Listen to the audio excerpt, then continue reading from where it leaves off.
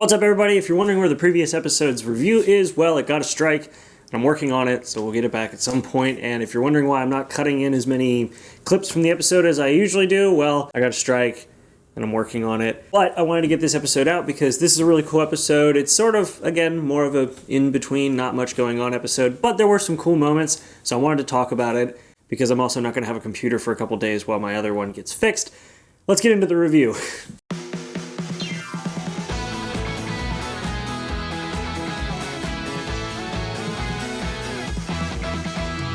So, of course, we have all Class 1A getting ready for the festival. We have the dance group, we have the effects group, who actually have something that changes what's going to happen a little bit later. And, of course, we have the music group. I love Bakugo's freaking, practice to kill sort of thing. I don't know, he's so intense, and I love it. But as we saw from the last episode, we have Eri and Mirio kind of taking a tour of the whole school. We only have them go visit Class 1A initially, but yeah, they take a tour of the whole school, and I love the dynamic between Eri and Mirio. And I love the fact that everybody seems to think that Eri is Mirio's kid, and people were like, is that why you're not at school? Is that why you're taking a break and stuff? And he doesn't say anything, which is great.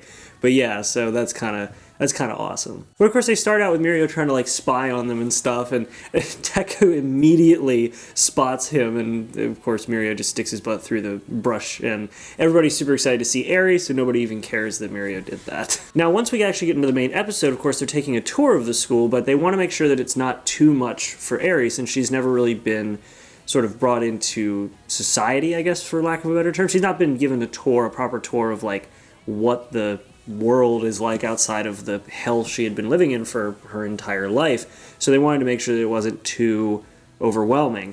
And I'm surprised, actually, so we didn't have Aizawa tailing them the entire time, which was kind of interesting. I was sort of expecting that to be more of a thing, but not so much. I guess they understand that the little horn thing she has, when it gets bigger is when it's affecting her quirk, but right now it's super tiny, so it really doesn't matter. But they take a tour, we get to see the setup of the festival, and it is very nice initially to see all of Class 1A sort of introduce themselves to Eri. We have Kirishima seeing her again. Everybody just happy to see that she's doing well. And as they're taking a tour of the school, we have sort of everybody coming up to Mirio, coming up to Deku. We have the other hero course, not attacking, but what's his face? Crap. Monoma. We have Monoma and the rest of his class sort of showing up and scaring the crap out of all of them. And yeah, they're carrying a giant dragon's head, so I'm interested to see what they're going to be doing for the festival. But of course, since we don't have the other girl around to knock Monoma out, we have somebody else just hit him over the back of the head with a stick. Because of course he's just such an inferiority complex, it's hilarious. But in that interaction, it's kind of you're reminded that Eri is still a child, a young child, because when they have the dragon that the class is carrying, she compares it to Ryukyu. She says, is it Ryukyu? And it shows the, childlike nature that she still has. She's still a kid. So it is that kind of oh yeah, I guess she is younger, and that she is a little she's still naive to the world. She's completely naive to the world, but especially in that regard, we get to see her kind of being a kid and asking questions and just being generally curious.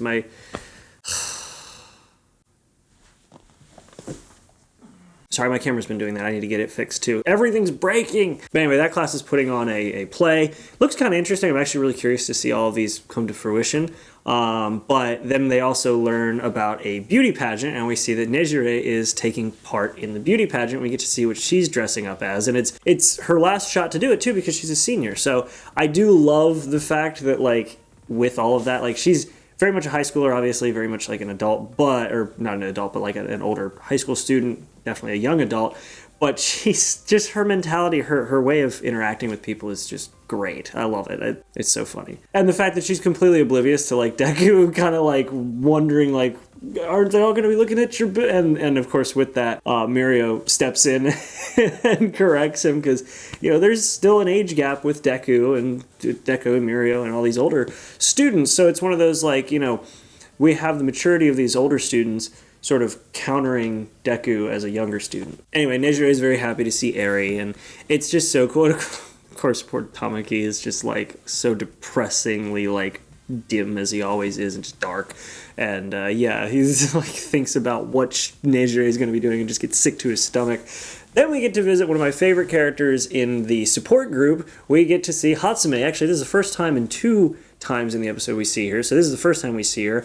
And they're all developing things for this festival. And she has designed a gigantic robot suit that catches fire. But this is where Deku wants to sort of ask her something about what he's been learning, which we see him learning more about it later. But obviously it's interrupted by the suit catching fire, so they have to escort Eri out. And then we get to the lunchroom. And this is where what I said earlier is actually the same case for Eri. So with everything that they've gone through, they've taken a tour of basically all of what's going on in the festival, or watching everybody prepare for the festival. And we now have them going, okay, what do you think, Eri? And she says she's excited to see what will happen, what everybody's work will come to. And the look on Mirio and Deku's face, they just have that such proud, father or guardian look of just yes, and I love it. And because of all the work that's been going into this, we have the principal sitting there next to him eating cheese, which I thought was freaking hilarious. Even Deku points it out. But anyway, we have Nezu and Midnight sitting next to them, and we learn what Nezu had to do to actually get the festival to continue on, especially considering that the police showed up and were trying to tell him, we're concerned about what's going on with Gentle Criminal and all that stuff, and his arrogance and the fact that he's trying to more and more sort of push himself out there to attack more people and do more shady stuff. And we see how much Nezu had to go through to get them to still approve it and let the festival go through. And they don't tell the students that, they don't tell Mirio or Deku that, but they basically just imply how much he had to go through to properly get that to happen. And of course they have Hound Dog watching the perimeter, which is kind of funny because they just they announce him, or they describe him like a dog and say, we released the hound, which is kind of funny. But after they have this nice little tour with Eri and they finish up in the lunchroom, it's time for Deku to get back to practicing with the dance group. And that's when the dance group kicks him out. And they did that because with everything going on with their plans for the effects team, they kind of figured that if they just have the disco ball, they just have him hanging out in the middle, it's going to get boring pretty quickly, so they want to have him moving up and down, so that's what they're planning to do. And so the plan is to have Deku kind of carry Aoyama back and forth across the upper structure of the gym, which I think is kind of hilarious, but they want to have him do that, and then the rest of the effects team is obviously going to continue doing what they're doing, because they figured they were kind of short on staff with the plan that they were doing, so they wanted to get Deku, I guess, in that instance, to carry him. I want to imagine that it's because Deku was just doing so poorly with the dance group that they just needed him out. But yeah, it's kind of funny. But that's the plan, even though he told Eri that he was going to be dancing with them. So he's going to try to sort of make it his own thing with the dance, so he's not lying to Eri, but also still doing his job of moving Aoyama around. And everything just makes me more and more excited to see this. In fact, we've got a name for the song that they're doing, which is called Hero 2. We see that at the very beginning. Hey, Editor Garrett kicking in here again because it wouldn't be a late night video if I didn't rush something into the video. But I also just realized during this edit that the Hero 2 song actually has the lyrics writer and Yuki Hayashi, the actual composer who makes the songs for My Hero, as the listed lyrics by music by writer for the Hero 2 song. So that's a little detail. Figured I would cut in here and say that because that's pretty cool. Hi, Julie. And so that's sort of where my interest is. I want to see the performance. I want to see the music, but we'll have to wait on that because next up is Deku's continuation of his training. And so he's continuing to try to refine his flicking ability for moving this wind pressure, and obviously it's still taking a toll. It's got bruising his finger and damaging things on the inside, and All Might really doesn't have a solution per se for what he can and can't do or how to do it properly. He points out that All Might points out that he was just sort of able to use 100%.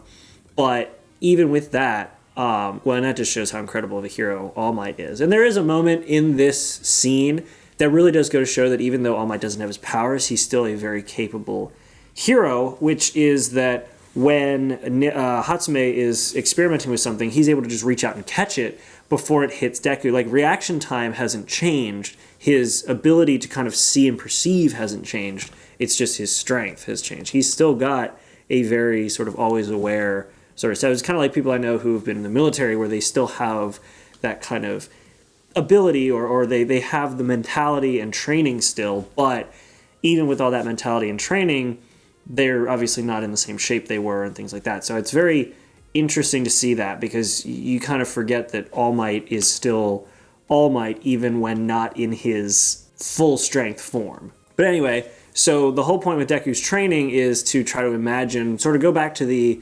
imagining what he was doing, keep an image in his head of how he can control different elements of his body to change the amount of force that he's using with one for all. I keep messing that up. And I'm curious to see how that goes, because we do see in the preview for next episode the gear that we sort of had alluded to in the trailer for the movie. We now see him wearing it in the next preview, and I have my theories on how it works based on one of the things that I saw in the preview as well. But we have Deku kind of talking about his idea with Hatsume about the gear, because she still made gear even though she wasn't really doing anything else. She, of course, points out that artists still draw in their free time, which I think it's funny that, it's cool, the passion that she has. I love that, how it carries over. Like, every student has a passion for something, and it doesn't always have to be the same thing. But anyway, All Might buffs up, which I think is so funny that he can still do that, but buffs up and points out that he used gear, and of course after that Deku is just furiously trying to find where All Might's using gear, but the gear that he had, like they sort of showed in the image, is not the gear that he used, because he's like, it would have been more useful in medium to long range attacks, but he mainly kept to close range.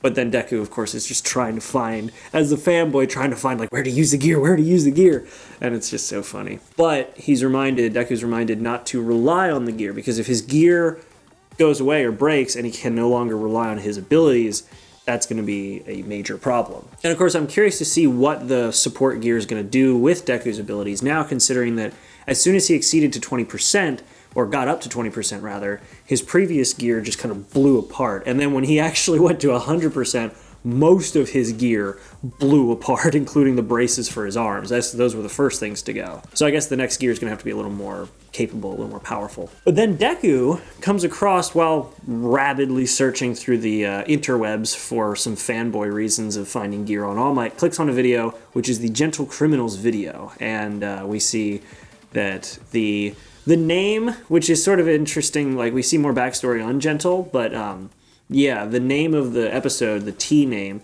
is something sort of alluded to. It's a very uncommon or very exclusive tea. Yaomomo has, of course she has it, because, well, her parents sent it to her, because rich girl problems. Not even rich girl problems, rich girl benefits. But he, of course, wants to try this tea. Deku comes across the video and just sees what's going on, and this is where I guess the students first become aware of what's going to be happening, or what's going on with everything that Gentle's been doing. But there's not really a lot of detail that they know, but the next episode is probably going to be where a lot of detail comes in.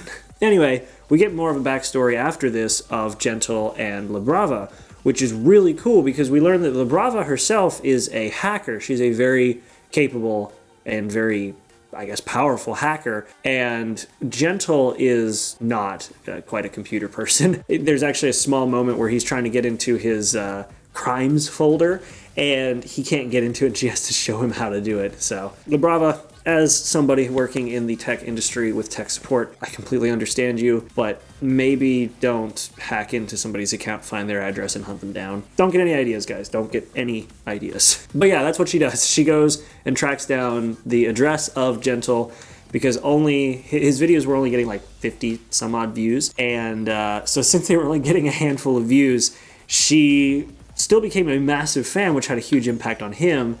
And that, I mean, it's something, I guess. It's something, but she wants to help him etch his name into history, and that's where that dynamic sort of started, and his videos have been exploding ever since. But his goal is for the crime he's going to do, he needs a tea that is fitting, a fitting tea for his massive crime that he's going to accomplish. Hence the name of the episode, Gold Tips Imperial, and he's going to go to the tea shop next to a store hidden away in the corner, and the people running the shop are of a very advanced age. They're a little older. He's going to go in there as early as he can, or early-ish, I guess, and get the tea in order to have tea time before committing a major crime again. But it is actually a bit of a touching moment afterwards when we have the whole backstory between La Brava and Gentle, just because it does show that even though they're criminals, we have characters who do rather care about one another, and it's sort of interesting. I mean, it's a bit demented, especially on La Brava's side, but it's, you know, a genuine appreciation between two characters. And it's always nice to see that when you have villains or bad guys who are sympathetic to some degree, or at least relatable to some level. You know, as humans, we always try to find something we can relate to with other people. And this is very much the case, even though it's a bit twisted.